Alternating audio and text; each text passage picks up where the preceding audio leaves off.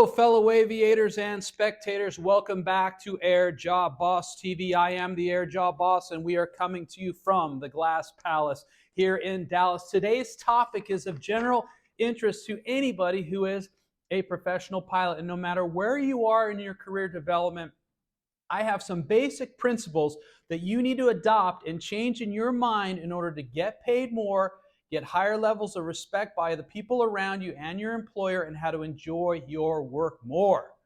But before we do, I want to thank a comment. One of the subscribers commented on my suit, and where did I get my suit? Actually, the suit is by, of course, Hugo Boss. AirJobBoss, where's Hugo Boss? Tie is Michael Kors. Watch is Omega Speedmaster, and Balancing Bauble is by Tiffany & Company. Now, I will tell you something. Shirt is by Crew Outfitters. It's actually a crew member shirt because I didn't have a really good white shirt with a solid collar that really matches the lapel line. So I am faking it until I can make it. And you need to fake it until you can make it too. And that brings us to the topic. Getting paid more at your work, getting higher levels of respect for those around you and your boss, and how to enjoy your work more. The primary mission here is to change your mindset. I know that you know a lot of pilots that basically don't like coming to work, who feel like they have an adversarial work relationship between their boss or management and themselves, or that they have an adverse relationship between their position and the position right above them. Everybody who wants to be successful, no matter what line of work, has to take on the personal responsibility of their own ascent to greater heights in their chosen career field. And you need to renew your love for your career field. And in order to do that, you have to be, number one, getting rewarded for that. I understand that that is an important part of any career, is you want to get rewarded by your hard work. I would suggest you get rewarded by your smarter work, because we all know we can work more hours and earn more money. But the real admiration, the real joy to working is doing something well. And every company needs people that not only show up and do their job, but do their job well. And those that do their job well get paid more, have higher levels of respect amongst their colleagues and their superiors, and they enjoy their work more because they are actually reaping the benefits of their smarter work. So it requires a change in mindset about you and your work environment or the company you work for. And here is the change. Begin to work, use your talent, skills, and experience to further the goals of the company you work for based on their policies, principles, and their company culture. That is the first thing you have to commit yourself to doing. You have to not be an employee that simply shows up to work and does the minimum amount of work so that they don't get fired. And you also have to rid your mind of, I'm going to work extra hours and get paid more. Because on the one hand, you will get paid more, but two things happen. One, because you're not building skills in other areas and using your skills to further the goals of the company, you really won't move up much in station. And moving up in station allows greater levels of pay, respect, and enjoyment of your job. So working more hours doesn't work. So working smarter is the way to go. And we have 7 steps, 6 steps actually, because the first step is changing your mind. 7 steps on how to do this. The first thing is, like I said, change your mindset. Agree with yourself that you are going to go to your work. Every moment you are working toward your job, you are doing so to further the goals of that company based on their policies, their procedures, and their culture. So this naturally means you need to learn their policies, understand their procedures well and apply them, and then understand the culture. This is basically their mission statement. What are they really trying to do? And every airline has a marketing campaign, and then they have a safety campaign, and then they generally have an internal business campaign, which is, for example, expanding routes or increasing the style of cabin service, or adopting new aircraft or new technologies within the flight department to make flying more efficient, which means less expensive. So when you have a policy come up in the company that is new and you want to reject it because it's inconvenient for you to learn this new policy, understand this is what will separate you. This is the smart work. Adopting that policy and applying it as soon as it comes out. Eventually, somebody will notice this. Believe me, with the other 6 steps I am about to give you, they will notice this. So number 1, change your mindset. Number 2, crush training. As an airline pilot, we all know that we're called back in to recurrent training. You are then brought in front of the corporate structure because you're in the training department, and normally important people are walking around the building, namely the vice president of flight ops, the vice president of training, director of training, your aircraft type program manager, the technical pilots, the head chief pilot, maybe some of the chief pilots, and obviously the check airmen and their cadre. They are all observing you, comparing you against the other employees and pilots, and they are also keeping a written record, the check airmen, of your performance. And your performance has comment boxes. And in those comment boxes, you want them to say great things about you.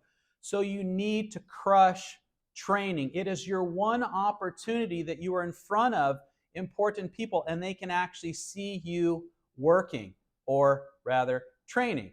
And training is a combination of procedures that you normally do not encounter during the line. So it is okay if you make mistakes. But what is not okay is if you don't acknowledge your mistakes, improve from them, and interact with the check airmen to work through those mistakes, understand your shortcomings, and tell them, express to them, yes, you agree with what they're doing and what they're trying to teach you. Taking notes during their debriefing and during their briefing prior to the simulator training. Take notes. Also, during training, to crush training, you need to interact with the people that are training you. You need to show up early to that class. You need to talk to that instructor, get their name, introduce yourself, do a little small talk, and let them know you are present and you are special. You are different from the other people. You're not dragging in 2 minutes before the door is shut to begin the class, plopping your bag down and letting them sit there and spoon feed you. Also, now that you're in the class, you're going to be proactive. You're going to answer some questions. You're going to ask some questions. You're going to nod. You're going to be looking through and you're going to be writing notes. It might just be that that person instructing you is a very important person or will become a very important person in the future, and they will be able to promote you or help you get a better position in the airline. So please, in training, pay attention to the people around you, take time to get to know them, and prepare yourself for training. You need to come to training pre-prepared. You have to basically understand all the curriculum, the steps of every task that you're going to have to comply with during that curriculum, and write things down and make a notebook with all your notes. Then when you're briefing and you're going through your notes, the check airman will look across the table and there'll be 2 people, the captain and the first officer, and he will be going, this pilot has a full notebook full of the things that we are going to go over, and the other pilot has nothing. And they're not even taking notes at this point. Who do you think the check airman is going to remember? Maybe even by name. And what are they going to write in your comment box and the other person's comment box?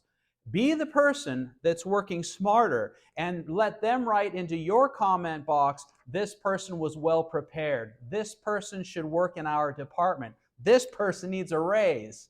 This person's earning far too little money and we should probably be paying them more. Let's make sure to promote this person so they can make an example toward other people and this company, right? Crush training. Tip 2, formulate a group of support people around you at the airline. Now, this is best done on initial training. on initial training in your course, where you're going to see a number of applicants or candidates, if you will, because they're hired, they're candidates, and they're all on probation. You guys are moving through the training program together, which takes about 2 to 3 months initially. Get everybody's contact, everybody in your class's contact. You can actually make a list and pass it around so everybody has everybody's contact, or you can simply make a list and get everybody's contact for yourself. My advice would be share this list of mutual candidate or classmates' contacts amongst the entire group, and then formulate a text group or a chat group so that you guys can readily communicate. Let's say you're hired by 25 in a class of 25. Select 5 individuals that you can keep in close contact with, share information, and help them during their training, and so they will then help you during your training as well. As you complete training and they get assigned an aircraft and get assigned a base, there'll be a lot of things that come up that you'll need help with, and you will be help to them. Life insurance, what health insurance, how does bidding work, how does scheduling work, how does vacation work, how do I get paid more, how do I manipulate my schedule to get more overtime pay or more days off, how do I commute well, how do I do the non-rev travel policy. Build a master group for yourself. Get 5 individuals that you guys can rely on each other, pass information, and help each other succeed at that airline. It may just be by the latter years of your career, one of those people is a VP of flight operations, and that will be a very good person to know over the lifetime of your career there. Wouldn't you agree? Yes. All right. Next thing is build your processes as a professional pilot. I was flying yesterday. I had a first officer that was with the company for 1 year. I have been working at my present job for 10 years now. And as I was moving along, we were actually flying from Boston to Dallas, Texas. And along the way, once I got to 18,000 feet, I began searching for an airport in front of me to land at. So it needs to be about 100 miles ahead of me. Now I know if I have an emergency, I can go back because I'm only at 18,000 feet and that's not very far. But once I get halfway to the next one, I want to be prepared. If anything goes wrong, I am going to land at that airport. So I picked that airport based on its runways available, its services available, its emergency equipment available, and its weather. So I check the weather.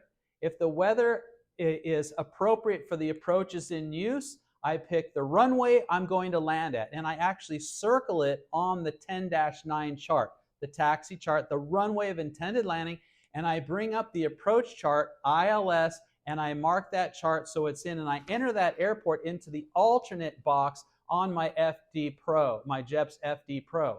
And now in the moving map mode, it is showing up as a pink airport in front of me, and my departure airport is an orange airport in back of me, and I have moving maps so I can see where I am. Once I pass over this next airport, I pick the next one.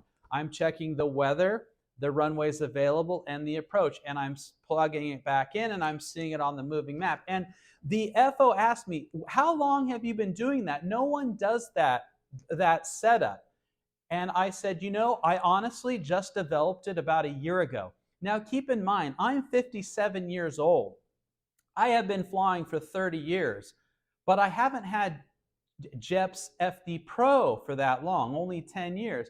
And it just came to me that I really wanted to be prepared where I was going in case of an emergency, engine failure, smoke on board, a fire, rapid depressurization.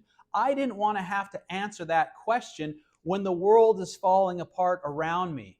So right now, at any moment when I'm flying as the captain of an airplane, I know exactly where I'm going at any moment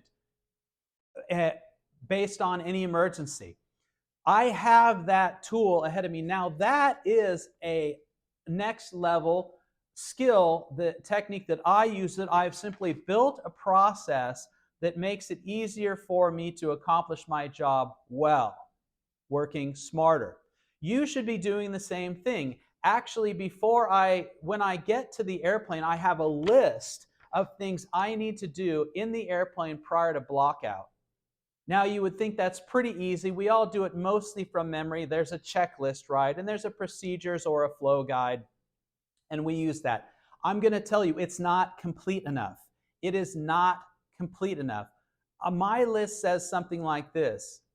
Check the emergency equipment and the overhead flow. This is before I sit down. Sit down, make a nest, hook up headset, prepare your note card, load your iPad. And I just have those things written out. And what I've done is I've gone through the aircraft operating manual and the flight operation manual for the pre-takeoff, everything from block out. And then I collect all the data from all the different points in all the manuals, and I write it in a sequential order that I believe is the easiest flow. And I have that out. Now, I do it mostly from memory, but before I block out, I'm going down that list.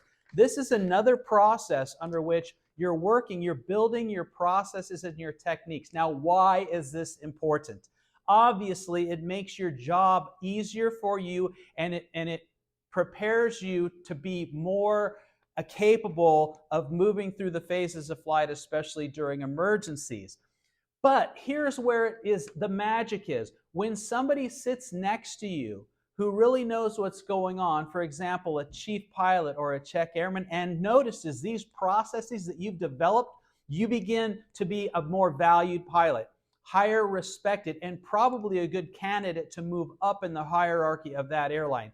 And I know maybe some of you do not want to be a chief pilot or check airman or vice president, but having that option is very key, because you're not going to be the same person you are today 10 years from now. And you might be very bored of being a line pilot, and you might think to yourself, I can change things around here for the better. And you're going to want to build that foundation out and build that reputation from the get-go, from the moment you show up to that airline.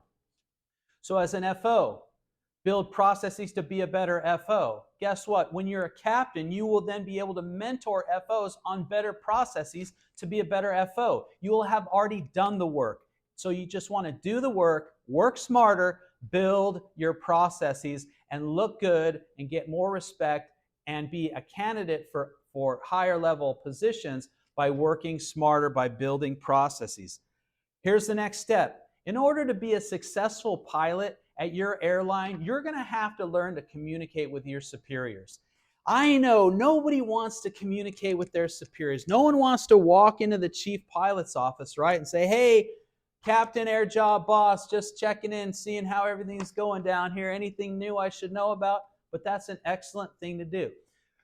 Come into the chief pilot's office and introduce yourself and say, I'm just here before a flight. I had a couple minutes. I would just want to ask you, is there anything going on at this hub or our flight department that I need to be aware of? Anything special going on? Is there some people that aren't? Is there some aspects that we're not doing as well as we want to? Is there any campaign I need to know about that I may not know about? What is the sense of the airline? How can I become a better employee? That's an excellent question to give your superior. If you're a first officer, ask your captain, how can I, at the end of the flight or at the beginning of the flight, whatever, during the flight, how can I be a better FO? Or you can phrase it like this. Out of all the FOs you've seen, what would you say are the 3 best skill sets or qualities of the FOs you've seen, right? You can ask the chief pilot this. What are the best qualities of employees that you work under you or that you supervise? You're not asking about you. You're not asking about them. You're asking about the general well-being, if you will, the performance level of the group, and what are the bad aspects of the group and what are the great aspects of the group. This is going to give you 2 great aspects. That person is going to say, this person is smart enough to ask, and I get to talk about things that I think I know, and it's possible that they're going to use this and become a better person and a better employee. Who is this person? Captain AirJobBoss. I'm going to write that down. I'm going to check what they're doing. Oh, look at their schedule. They're flying a lot. Oh, look at their file. Hey, they've got a letter of recommendation from another check airman. Build that relationship with your superiors. Like I said, in training, communicate with your instructors. Another thing, you're going to communicate with your captain. about your performance and the performance of your job. You're going to communicate with the chief pilot. And when you go into training and you're walking around and you see somebody important, or you don't see somebody important, you see somebody, ask them what they do there. If they say, well, I'm the director of safety, or I'm the technical manager for the Airbus program, talk to them, introduce yourself, and ask them, how can I be a better member of the Airbus program? I'm in the Airbus. Is there things that are going wrong that you'd like improvements? Is there anything new that you think I should know about? Is there anything in the future coming up that is interesting? Talk to them. Let them know who you are, and get their contact information. Just say, hey, if I have any questions in the future, can I get your contact? And keep that contact. Another thing is, and I don't have it right now, but if I reach back here, what are these? These are my business cards. So you need to get a set of business cards. And this is my AirJobBoss business card, but that's not important. But I do have an airline business card. And it basically says my rank, or my position, if you will. It says my name, my personal email address, and my personal phone number. And it says my base of operation and the aircraft I fly. And I hand these out. I hand these out all the time to FOs so they can contact me if they need to, superiors if they need to contact me later. I also hand it out if I do any good deed. For example, a gate agent, if I help a gate agent, I help a flight attendant, I just give them that card and say, if there's anything else I can help you with, please contact me. They may just write a letter of recommendation or thank you to your flight department, because now they've got your name, they've got your base, and they've got your aircraft type, and they can track you down. Communicate with your superiors and the people around you.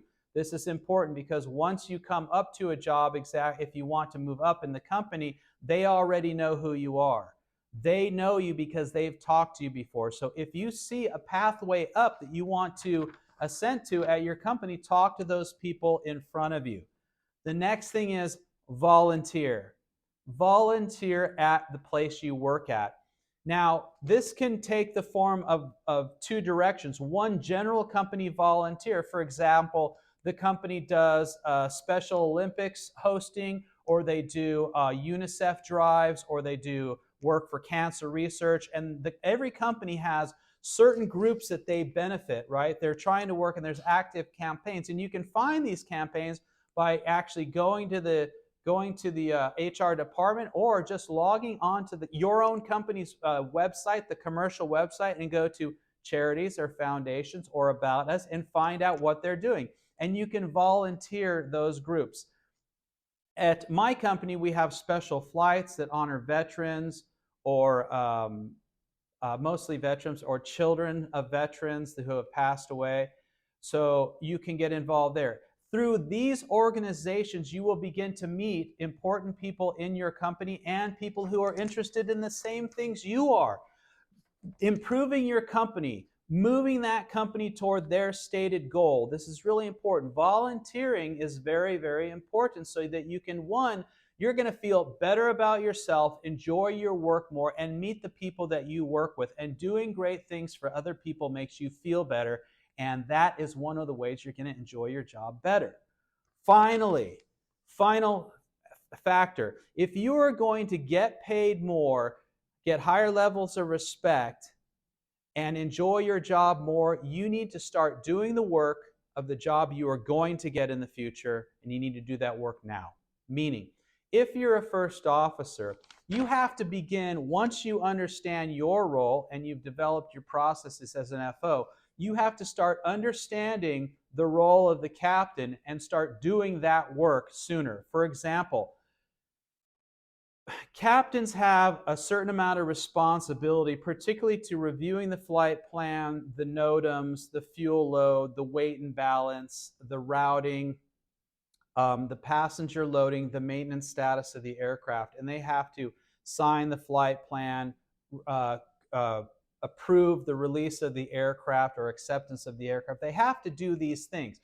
So you want to basically, when you have your stuff done and you have a moment, you want to ask the captain what those responsibilities are and ask if he can teach you how to do those basic things, right? So you have to begin to communicate with them and start taking on their work. Then the magic the smart thinking is, and the smart working is, by the time you're ready to upgrade, you pretty much have already been doing all of those tasks, and it becomes very easy. Notice what the captain is doing at certain phases of flight and take note of that. And then when you go and you enter training to become a captain, you will pretty much know everything you need to know. Now, this is pretty basic, and I know that all the pilots that have been in multi-crew understand this basic concept. Here's another concept. If you want, where are you going after captain? The natural progression is somewhere in the training department. So check airman. So how do you do the work of a check airman? You talk to the check airman when you encounter them and ask them, what exactly makes up what you do? What are some of the tasks that are the easiest tasks that you enjoy? What are some of the more difficult tasks? And you get to know those tasks. And they might even tell you, oh, there's a whole program actually published on our company, the backside website, the pilot website, which is the check airman course. If you want to learn more about what a check airman does, go through that course. Anybody can do it, but it's something mandatory for those who are in the check airman department. Or we also have recurrent training videos that are accessible to everybody, but not obligatory to everybody. But if you like, you can look at those videos and learn what the check airmen are learning, right? This is working smarter and doing the job beforehand, doing the job you're to do next beforehand. So it makes sense that if you are a check airman, you move on to something like chief pilot. So you're communicating with the chief pilot, understanding their job, and volunteering in their office. If you are coming in as a captain and you want to be chief pilot, show up about an hour before your flight and hang out in the chief pilot's office and just sit there and chit-chat and ask them, is there anything you need me to do? I've got about an hour before my flight. The first time they're going to say, no, I got it. The second time they're going to go, no, I got it, thank you. The third time they're going to go, well, yeah, can you empty the trash cans?